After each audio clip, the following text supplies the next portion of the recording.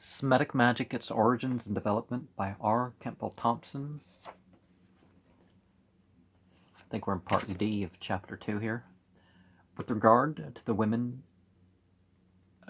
intercourses, the tablet S49 throws some light on this taboo. It is a lexicographical text, evidently describing ghosts, and there are mentions therein. Ardat lili ena apte amele izekta ardatu la shimta ardatu sha kima sinishte la arachatu ardatu sha kima sinishte la nakpatu. The ghoul, Lilith, works harm in the dwelling of a man. The maid who has died before her time. The maid who cannot menstruate as women do. The maid who hath no womanly modesty. The word in the maid part is probably be connected with Archu, month. Now, although nothing can be said of this taboo here, it is clear that in a spirit is meant, and hence, and will all be ghosts of some kind. As a matter of fact, they come in the same category as the ghosts of the nursing mother, the sacred courtesan, and the others mentioned on page 19. They are the maiden's dread through some peculiarity, hence some mystical significance was clearly attached to the absence of this monthly function, or there would have been no mention of the girl in such a list of ghosts. La Shimta appears to be an apocryphated phrase. Shimtu is destiny, and there's a phrase, Inna la Shimtishu Uru Chish Imtut. He died before his time. Well, nobody dies before their time, and that's part of the secret, right? There is, as a kind of cumulative evidence, the incantation that mentions the woman with unwashed hands. It is clear that at least the woman particularly might in some fashion be unclean if the text does not offer an ulterior meaning, after the fashion of Semitic euphemisms. Further, in one of the headache tablets, it is laid down that it is to be an old woman, parshumtu, who is to lay certain vegetables together with clean hands to make a medicament for the aching head of the sick man. This can only mean that she is past the age of risk from such taboos. On the other hand, it must be admitted that no limit is given to the age of the wise woman employed in spinning the magic cord. In the Apocrypha, Baruch 6:29, there's a Bible over, an old Bible over here with Apocrypha, so I probably should read that at some point. I do have other, even more apocryphal texts, but it is said, in Baruch 6:29, it is said that of the Babylonian entities, that the menstruous woman and the woman in childbed touch their sacrifices, but there is no need to take this literally. It does show the writer, who became thus patriarchally abusive, was well aware of the uncleanliness of such a proceeding. How much more reliance must be placed on this statement, which is consonant with the improbability of a woman in childbed having anything to do with sacrifices. The tablet K 2389 prescribes the ceremonies with which the Assyrians cleanse themselves after marriage, are the Kreh. They run as follows. Anumu inna. Oh, that's in blackets. Enum, enama inna. Na Zikaru, U Snishtu, Lu Enna Mushi, Lu Enna Nim, Moshe, Lu, Enuma, Inna, Ma'ave, Shu, Shanate, Shu, Uthu,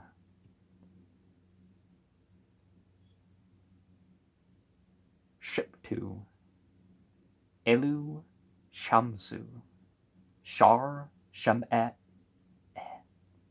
U, Irsetim,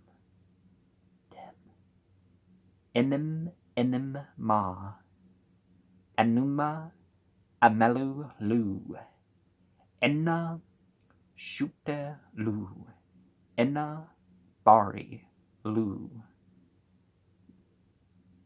Mudu, Lu, La Mudu, Tulu, Shu, Nam, Bul, Be, Chul, Zekari, Sene, Shate, Sud,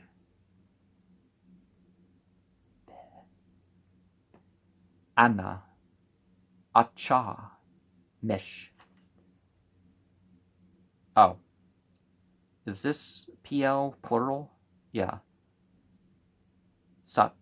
Shati is supposed to be plural, and so is Sud. Okay. When we are in cohabitation, a man and woman, either in the night or in of the night, or when on his bed, his urine goes forth. Incantation. O Sun entity, King of heaven and earth, prayer for when a man, either in a dream or in a vision, witting or unwitting his breast, a ceremony to free from evil for distant men and women, who to one another. And the zikr is the word for remembrance, so the fact that that occurs is... So instead of saying incantation, perhaps we're saying remembering something. Well, that's the same thing, isn't it? The restorations, which I've suggested, seem quite probable, and it is evident that in both cohabitation and the Qur'an were reckoned as unclean among the Assyrians and among other Semites. Moreover, the Alu demon may be created on a bed of night and sleep, and this is a good evidence for a taboo in such a case. With regard to the cohabitation taboo, Herodotus adds additional proof to our tablet by saying that among the Babylonians and Arabs, every act of sexual intercourse was immediately followed by a fumigation and an ablution. The analogy of the rabbinic tradition that the Baal Qur'an had a union with the restless spirit would bear him children. From the taboo on childbirth, 2 tablets seem to throw light on the Assyrian beliefs. These give the various ceremonies and rites to be performed for women in such a condition. That such rites exist is enough to show that some supernatural evil had to be guarded against, and hence the fear of risk in childbirth was associated with ghostly dangers, equally among the Assyrians as by other nations.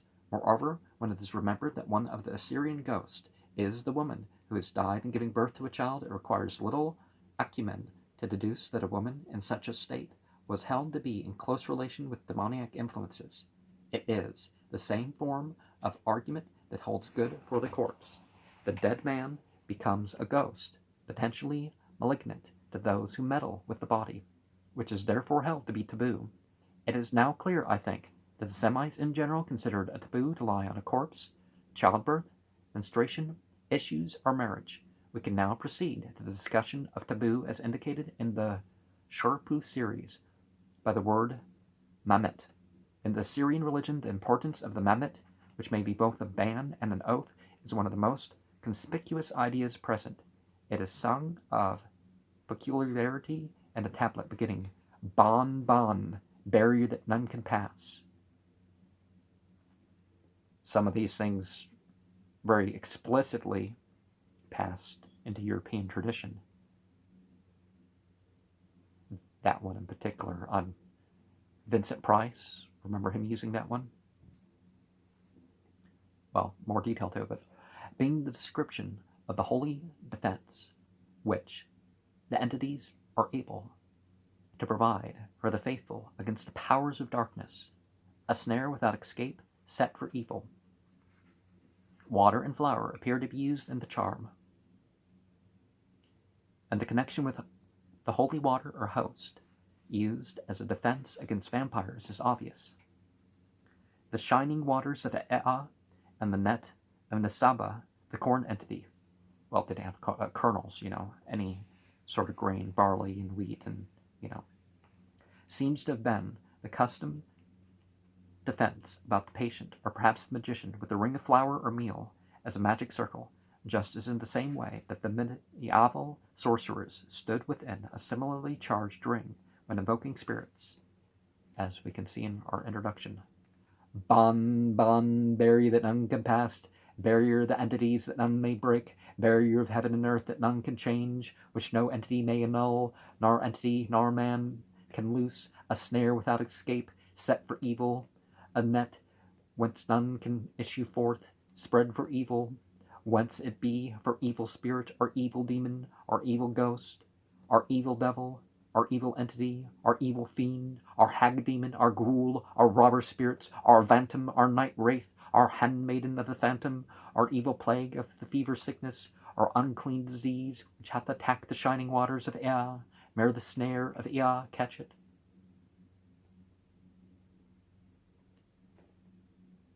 Now, evil isn't just a negative, positive thing, but see only the first 5 lines or something. Ban, the barrier that none can pass, barrier that the entities that none may break, barrier the heavens and earth that none can change, which no entity may annul, nor entity nor man can loose. I think that's where the European tradition of this ends, but going into specifics, the snare of catch it. Texas, shining waters of Ea. Oh, this continues. Maybe I shouldn't have commented at this point. But anyways, or which hath assailed the meal of Nesaba, may the net of Nesaba entrap it. Or which hath broken the barrier, let not the barrier of the entities, the barrier of the heavens and the earth, let it go. The barrier of heaven and earth, let it go free, of which reverenceth not the great entities. May the great entities entrap it, may the great entities curse it, of which attacketh the house unto a closed dwelling. May they cause it to enter, or which circleth round about into a place without escape. May they bring it, or which is shut in by the house door, into a house without exit. May they cause it to enter, or that which passeth the door and bolt, with door and bolt a bar immovable. May they withhold it, of which bloweth in at the threshold and hinge, or which forceth away through bar and latch. Like water may they pour it out, like a goblet may they dash it in pieces, like a tile may they break it, or which passeth over the wall. Its wing may they cut off, or which lieth in a chamber. Its throat may they cut, or which looketh in at a side chamber. Its face may they smite, or which muttereth in a chamber. Its mouth may they shut, or which roameth loose in an upper chamber, with a basin without opening. May they cover it, or which at dawn is darkened, at dawn to a place of sunrise. May they take it. Nasiba? Does that word relate to what we're talking here? But again, the word Mamet occurs constantly in the Sherpu series, which is largely devoted to spells for its removal from the sick man who is appealed for release. The value of these Sherpu tablets in this matter cannot be overestimated, for we find in one tablet a list of 163 transgressions of every possible kind of Mamet which the man may have incurred, and Marduk can remove. This is the beginning of the 3rd tablet, but we compare what Plutarch said, the superstitions superstitious, I don't, they abbreviated here. 7. Describing the hapless plight of the man who thinks that affliction comes to him as a punishment for sin. It is useless to speak to him, to try to help him. He sits girt about with foul rags, and many a time he strips himself and rolls about naked in the mud. He accuses himself of sins and omission and commission. He has eaten something or drinking something or walked in some road that the supposed divinity forbade him. Shariptu, it means unrefined. Okay. The Mamit of all kinds which hath seized on the man, Marduk, the priest of the entities, looseneth. If these Mamit be considered in detail, it will at once be recognized that the Polynesian taboo is near equivalent of the Assyrian word. To this end, let us examine this and other tablets of the same series that deal with the Mamit. Some are obviously much older than others. At any rate, in their present guise, adultery, murder, and theft are all considered taboo, yet in the form in which they are exercised, they are not, according to modern convention, of the same class of ideas as those taboos against contact with unclean vessels. We may, therefore, begin with the latter, simpler ideas of uncleanliness, which presumably are in the earliest dress, and are briefly and simply set forth. Now, rather than these male and female entities, which we can call shayateen, min al jinn, are, sometimes it goes beyond that, to just the rest of the jinn, or entities of the void, as some people would call them. But the blessing or the curse of a bunch of entities and bringing this up as part of one's spiritual formulas is an interesting correlation. Of simple unclean taboos, then we find the following. 321. Mamet inna kasi la sareptum na shatu. The taboo of drinking water from an unclean cup.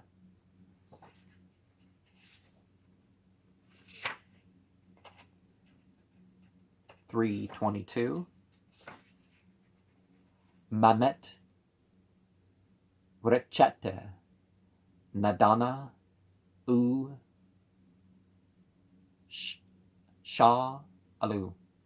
Taboo of giving or asking the lease. When anyone eats, he must not wash his fingers until he has first licked them. Whoever eats a dish and licks it afterwards, the dish intercedes with God for him.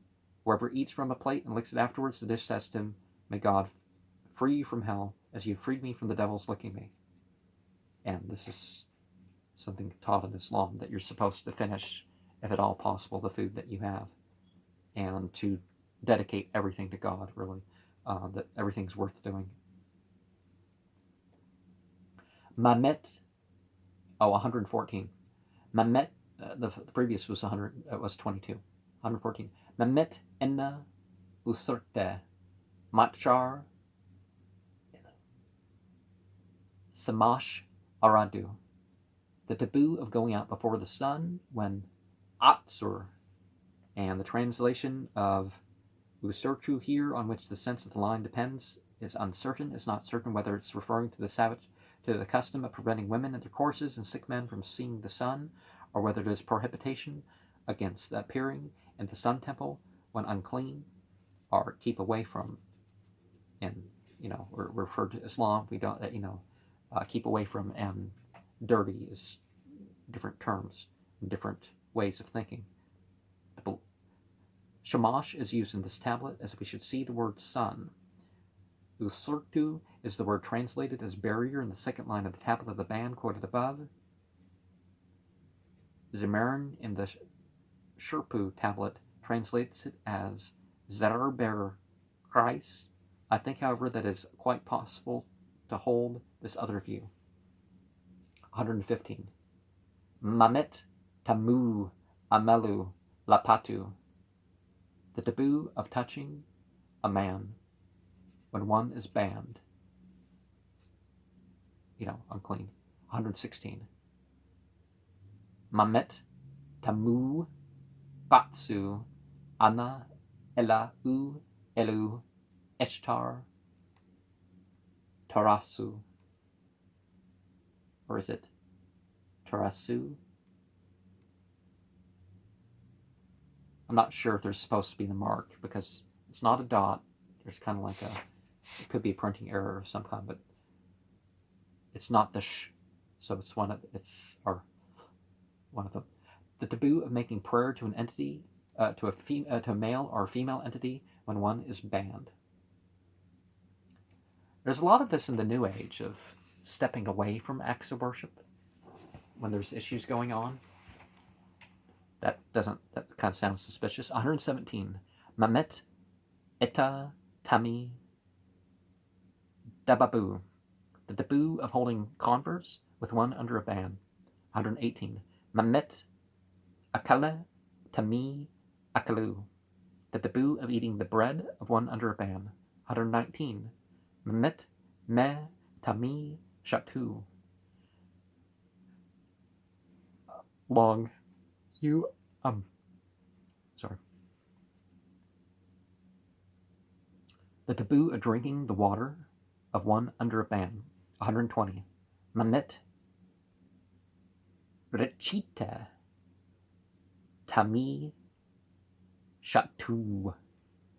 Taboo of drinking what one under a ban hath left. 121. Mamet Eti Bel Arne Dababu. The taboo of holding converse with one who lieth under a sin. 122.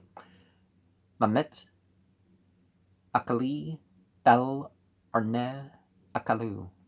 The taboo of eating the bread of one who lieth under a sin. 123. Mamet Me Bel Arne Shatu. The taboo of drinking the water of one who lieth under a sin. Mamet Rechit Bel Arne Shatu. The taboo of drinking what one that lieth under a sin hath left. Mamet Abut Bel Ar Sabat U. Oh, just one. U. Mamet Abut Bel Ar U, but there's letters missing, which we say Arne Sabatu. The taboo of making intercession for one that lieth under a sin, or the sick man may be taken from the following causes. Tablet 299. Anapan Tami Etesher. He hath gone before one under a ban. 100. Tamu Ana Panishu Etesher. One under a ban hath come before him. Edna Ershe Tami Etatil. He hath slept on the bed of one under a ban. 102. Edna Kuse Tami Etashab. He hath sat on a chair of one under a ban. 103. Enna Pashure Tami Etakal. He hath eaten out of the dish of one under a ban. 104. Enna Kase Tami Eltate. He hath drunk out of the cup of one under a ban. From these primitive conceptions of taboo, we can readily understand how the ordinary moral code of life arose. Breaches of social order are recognized as offenses against the holiness of what's considered to be a deity, and the development of law and morals is made possible at a stage when human sanctions are still wanting, are too imperfectly administered to have much power, by the belief that the restrictions on human license, which are necessary for social welfare, for social well-being, are conditions imposed by the entity for the maintenance of good understanding between himself and the worshippers. And Tablet 8, 1,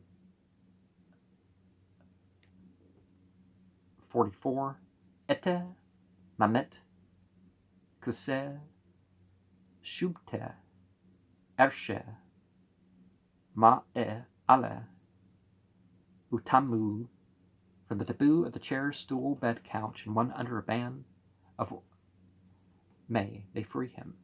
This tablet of the Shorpu series is paralleled by the descriptions of the sorcerer of the Epiponus in the Javon's Introduction to the History of Religion, 2nd edition, quoting Dobry's author. In the case of private calamity, at his first coming, the physician overwhelms the sick man with 100 questions. Where were you yesterday? Says he. What roads did you tread? Did you overturn the jug and spill the drink prepared from the maize? What have you imprudently given the flesh of a tortoise, stag, or boar? Totem entities. To be devoured by dogs.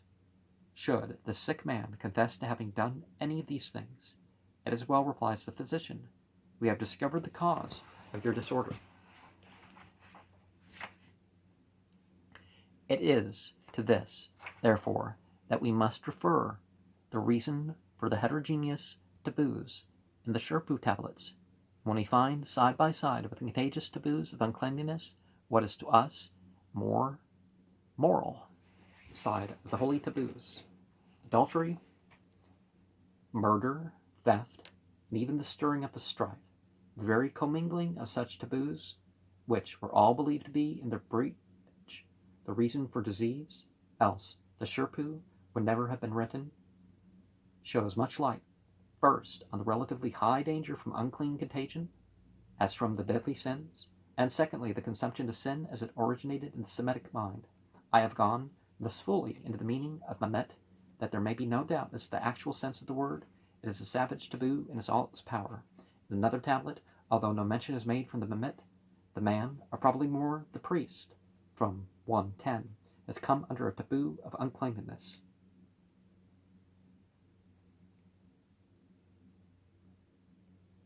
Tablet AA, and mentioned in Devils, line 10 runs, Father, his magician hath trodden and something poured out. Are we to consider any of his uncleanliness due to ulterior causes, for which the scribes have employed euphemisms, when the euphemistic synonyms frequently among other Semites are remembered, such as Yud in Isaiah, so Yud, Isaiah 57:8, and Roglin. Frequently, it does not mean impossible. On the other hand, the closing ceremony of the 8th tablet of the Shorpu for the man under the taboo says, may be poured like water of thy body and the washings of the hands. The Ka Luchu Da, a purification ceremony probably the same as the tablet quoted above, which is the 8th tablet of the series.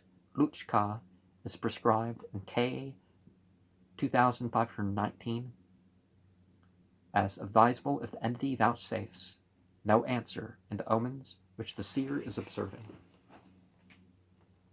While he walked in the street, while he made his way through the broad places, while he walked along the streets and ways, he trod in something that had been poured forth, or he put his foot in some unclean water, or cast his eye on the water of unwashen hands, or came in contact with a woman of unclean hands, or glanced at a maid with unwashen hands, or his hand hath touched a bewitched woman, or he came in contact with a man of unclean hands, or saw one with unwashen hands, or his hand touched one of unclean body. Evil could always be washed from the hands with water, according to Shabbath 109a, Hirshon, page 43, says, it were better to cut the hands off than to touch the eye or the nose or the mouth or the ear, etc. The orifices by which a demon may enter is as clear from page 115. With them, without having first washed them. Unwashed hands may cause blindness, deafness, foulness of breath, or polypus. It is taught that Rabbi Nathan had said, The evil spirit, Bath Corin, which rests upon the hands at night, is very strict. He will not depart until water is poured upon the hands 3 times over. When a Muslim rises from sleep, going to the bathroom and washing his hands and face and stuff like that. It's said to actually free a demon. So getting up for the time for prayer, washing up, and then saying the prayer unties the knots of the demons, you could say. When the fingers are washed in the morning, they should be held downward and extended, that the evil spirits which hover about man in the nighttime may be washed off. Jewish Encyclopedia, 11,600. Shebeta is a female demon, bringing croup to persons, especially children who leave their hands unwashed in the morning. Rule 107b, on 20b, Yoma 77b, quoted by Jewish Encyclopedia 4,517. It is dangerous to even borrow a drink of water or step over water poured out. Pesha 111a and Galicia, it is recommended not to leave a tank of water uncovered during Passover, even while pouring water therein, which should be done through a cloth. Jewish Encyclopedia, article Superstition. Pilate washes his hands before the multitude, saying, I am innocent of the blood of this righteous man. And in the Maklu series, tablet 7, column 3, 143, the man under the ban says, Ituru, Sharu, Amese, Pata Ea. The morning hath risen, and I have washed my hands. That unwashen hands were taboo in classical worship is clear from Porphyry, who says that there was a programma fixed up that no man should go beyond the Peri Pantaharion till he had washed his hands, and so great a crime was it accounted to omit this ceremony that Timarchides relates a story of one Asterius who was struck dead with thunder because he had approached the altar of Jupiter with unwashed hands. Potter in Archeologia Graeca, 1832, 262. Among the Hebrews, this is paralleled by the law of Numbers 1:51, that it is death for any but a priest to approach the tabernacle. Among the Muslims, there are various opinions which conflict with one another on the subject of cleanliness or uncleanliness of water. On the whole, however, the general side is accepted that water, the taste, color, and smell of which has not been changed, is to be considered as clean.